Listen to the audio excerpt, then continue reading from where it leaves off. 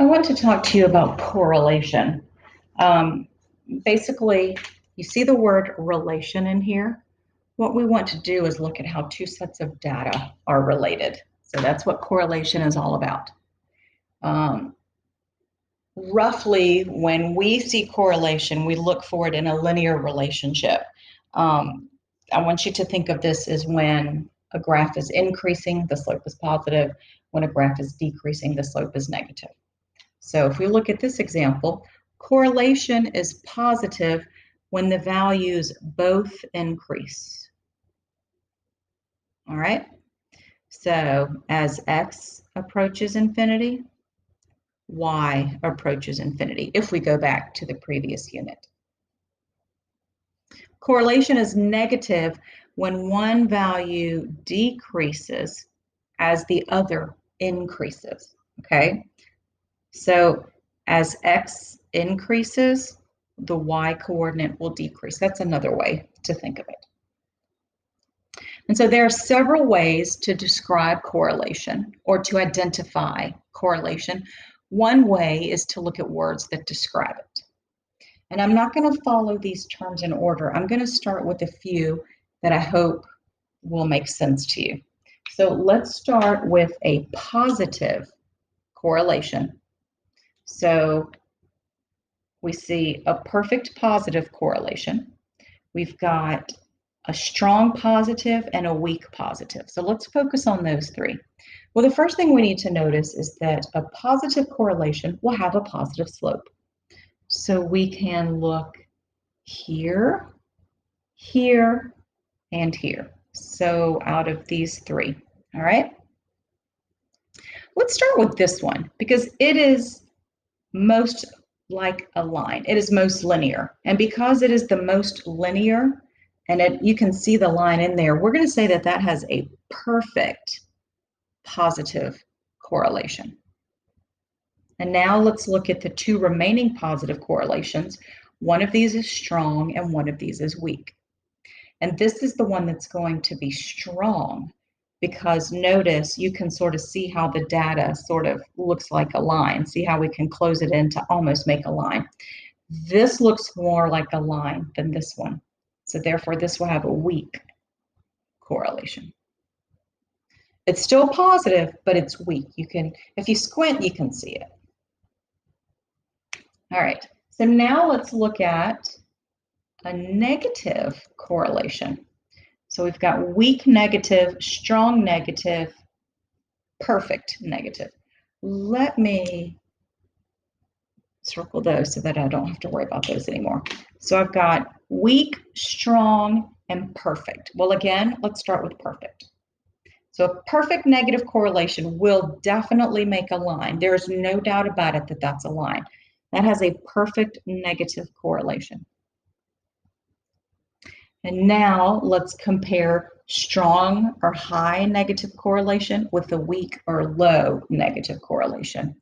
So it looks like this one is more line-like. I can see a more definitive trend or pattern. So this will have a strong correlation. And then this one, you can see it, but it's not as defined as this one, and certainly not as defined as this one. So this one will have a weak or low correlation.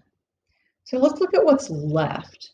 What's left is no correlation, and that would be this blob of data right here. Notice I can't really make a positive line of fit or a negative line of fit. Really, it could be either. And so because it could be either, then it has neither, okay? I can see the line of best fit here. This data is the line of best fit, so that's why it's perfect. So we can look at correlation in terms of adjectives, but we can also numerically measure correlation. And so I want to look back at our perfect correlations here.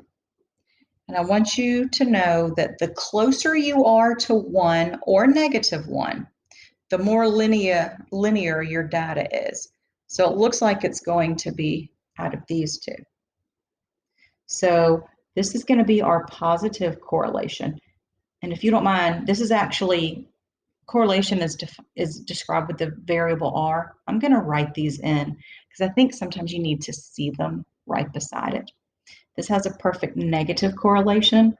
This is L, and here we have -1. It's 1 because it makes a line. It's a -1 because it has a negative trend. The data is decreasing. It's going in a negative direction. All right, so we've covered these two. Now I want to talk about, let's talk about this strong, high positive correlation. This word high doesn't seem to fit with strong. But if I were looking at numbers, I bet this would mean a greater value. So the stronger your correlation, the closer you are to 1. So which of these numbers is closest to 1? That would be this one. So this is M. And here, your correlation constant is 0.8. Because you can see the line of best fit in there. And then over here, we're going to talk about a strong negative correlation. So I will bet that this is where R equals -0.8. And I'm going to let you in on a little secret. This correlation here, R, notice it's a decimal. What correlation coefficient does is it tells you the percent of data that contributes to the line. Okay, so it contributes to the line of best fit. And now that I've told you that, you're going to look at where R equals 1 and say, oh my gosh, 100% of the points fall on the line. Here, if we were to make our line of best fit in here, almost 80% of the data would contribute to the line. I didn't say it was on the line, but 80% of these points would help me determine how slanted the line should be. Okay, so maybe that'll help. I don't know. Let's go ahead and knock out no correlation. No correlation means none of the data contributes to the line. Because there is no line of best fit that follows this. There are too many options there. So it has no correlation. So here R equals 0. Maybe having the numeric value with the verbal description, the adjective, will sort of help you determine or help you see a connection between correlation and R. All right, well, we've got 2 left. We've got 0.6 and -0.6. And you'll notice when I write these, this is a negative correlation, so this is N. Look at these two. This data, you can see a negative trend, but it's a little more loosey-goosey with its values, so it only has 60% of the data going towards the line. This one has the 80%. And then finally, this is K, where R equals 0.6. All right, so I think we've taken care of everything. So I'm hoping having the number by the scatter plot will sort of help you see what happens here. You just need to know that the more linear you are, that's how I should describe it, I guess. For us in Algebra 1, the more linear you are, you head towards 1. The less linear you are, you head towards 0. And likewise with 0 and -1, same idea. Okay, and now let's fill in some blanks if we can. I want to talk about correlation just in a vacuum. So if you look at this data, the scatter plot, it does show a negative correlation, right? It's going downhill because as x increases, as we move to the right, what's happening to the y coordinate? Well, it's decreasing, okay? Here we have a scatter plot that shows a positive correlation because as x increases, as the data moves to the right, it also moves up, which means that it increases. Okay, so there's a picture that kind of puts everything together, hopefully, to help you maybe figure things out. Just having a picture with the words makes such a big difference. And there's a lot of math involved, but for now we're going to spare you the gory details. Okay. All right. Let's look at our next example here. Would the data shown be represented by a linear correlation? And you can look at that and say, no, it's not a linear correlation. It's not a line. That's how we can explain it. And, you know, I really shouldn't use the pronoun until I've used the antecedent. But why don't we say this? The data appears to be more, not linear, but quadratic.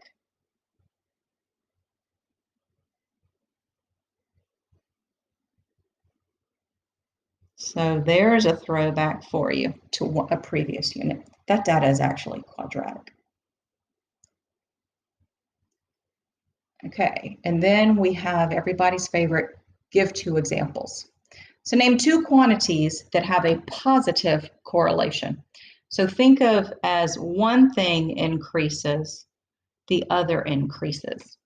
Well, we can stay from some of the previous examples. Study time versus your grade, your numeric grade on a test.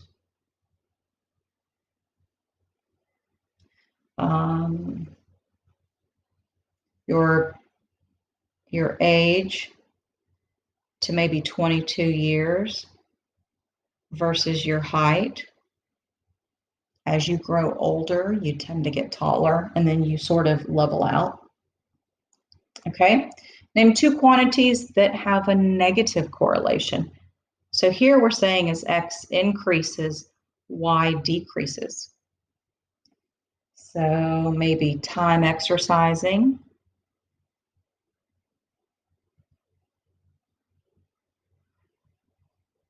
versus weight. Not weight loss, mind you, but weight.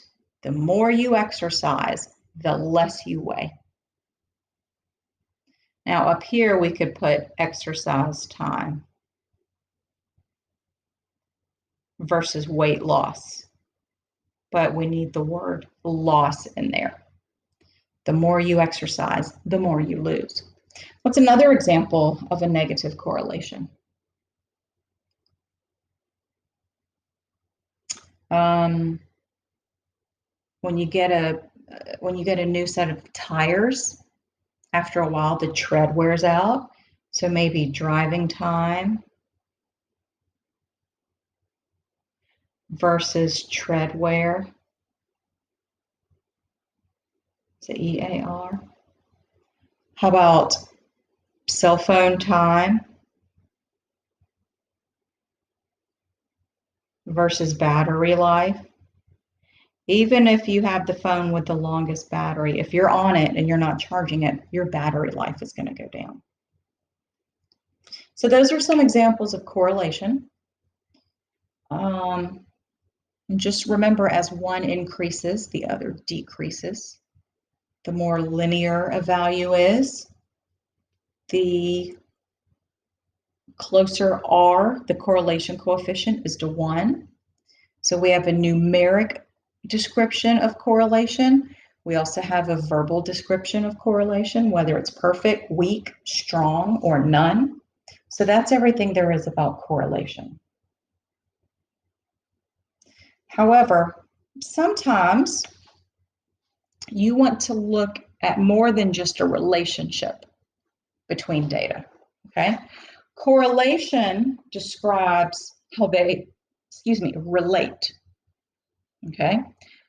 There's a term called causation where it says what happens with one event directly affects the next event.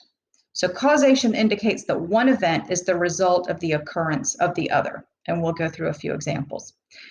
A correlation may exist, but it doesn't mean that one causes the other. And so they give you an example. Smoking is correlated with alcoholism, but we're not saying that smoking causes alcoholism. So smoking does not cause alcoholism, but smoking does cause an increase in the risk of developing lung cancer. So sometimes things are related, but one of those things doesn't cause the other to happen. It's just sort of a byproduct, if you will. So let's look at a few examples just to make sure you understand the difference between causation or correlation. And then let's determine if there is a positive or a negative relationship. So the first one we talk about is the temperature outside and the number of people wearing coats. Well, number one, we're in Savannah, Georgia, and people just don't wear coats regardless of the temperature. So here's my question. Does the temperature cause somebody to wear a coat? No. If it's 32 degrees outside, how many of you will put on a coat? Probably not many. Okay, so this is merely correlation. There is a relationship. And for this one, it's a negative relationship. Because as the temperature decreases, the number of coats, increases. Okay, I don't own a coat. I have several jackets, but not a coat. But I will layer up. It's all crazy. We'll get to a few causation and hopefully it'll make more sense. The amount of time spent practicing free throws and the percentage of free throws made. Well, you would think that practice makes perfect. Practice causes perfection.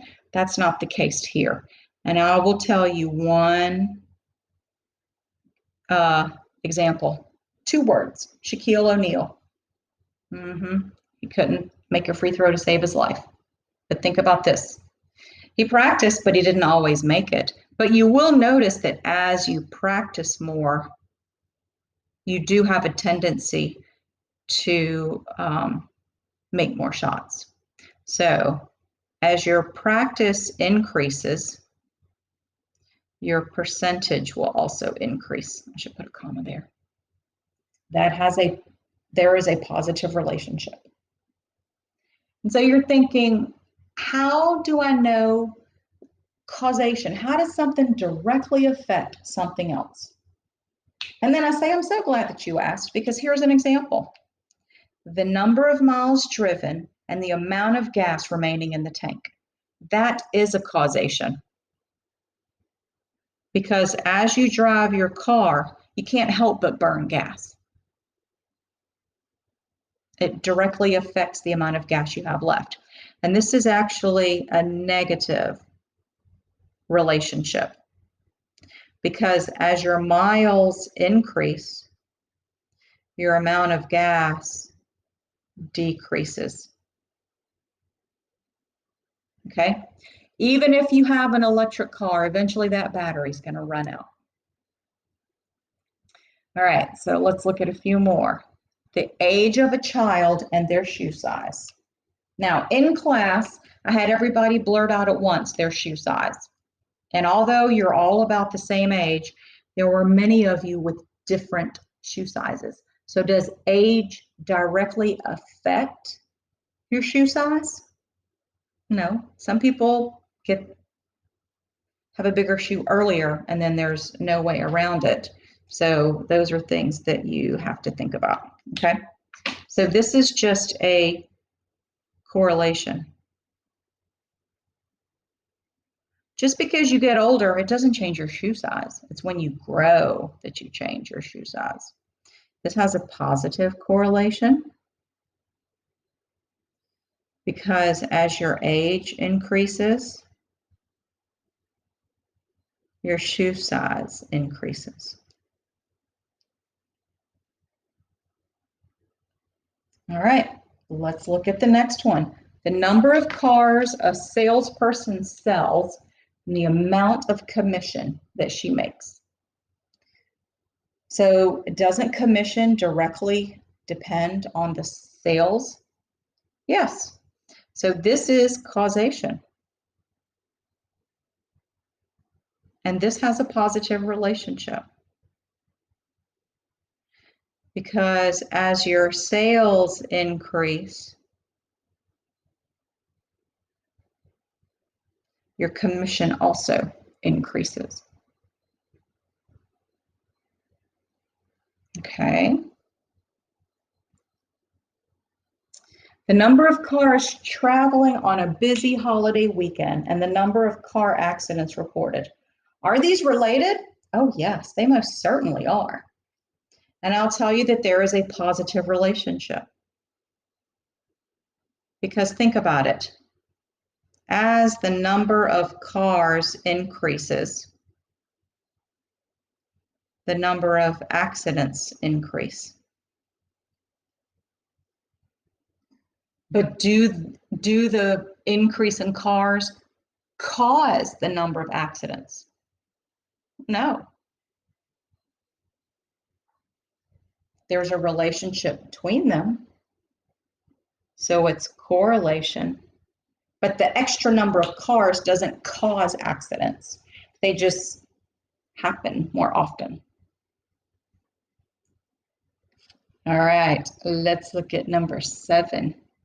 The number of incomplete missing assignments a student has and their grade in the class. Well, there's a relationship there. And that relationship is negative, right? So this is negative. Okay? As we know, you're going to get zeros. As the number of zeros increases, the grade decreases. That is causation. Putting zeros in the grade book directly affects your grade.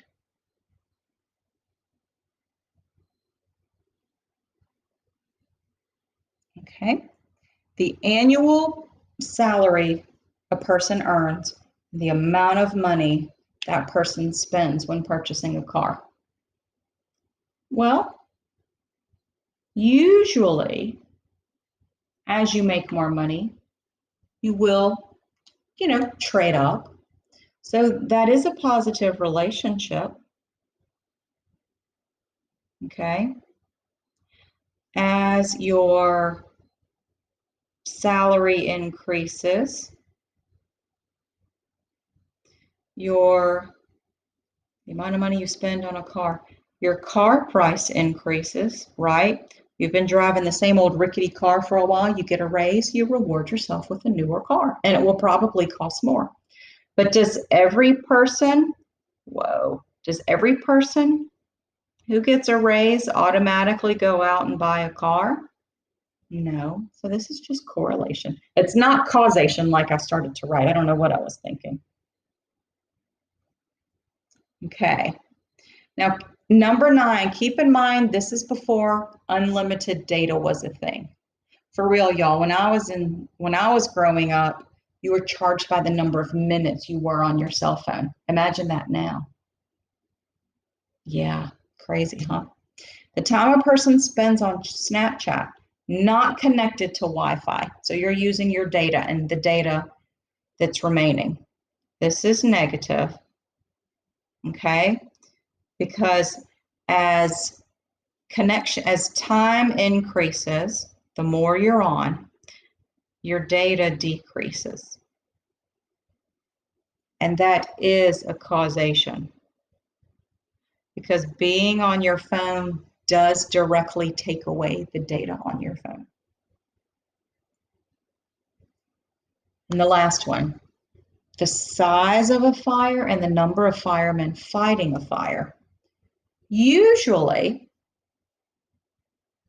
the greater the fire, the more men you have. As the fire size increases,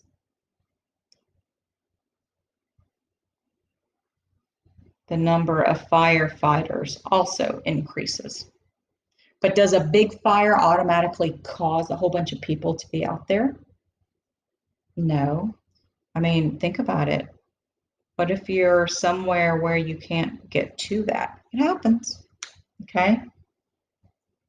So those are a few things to think about with correlation versus causation. Remember, correlation just says there is a relationship. Causation says something happening here directly affects the other variable. And again, positive relationships, both variables increase. Negative relationship, one increases as the other decreases. So there's everything you need to know about correlation and causation.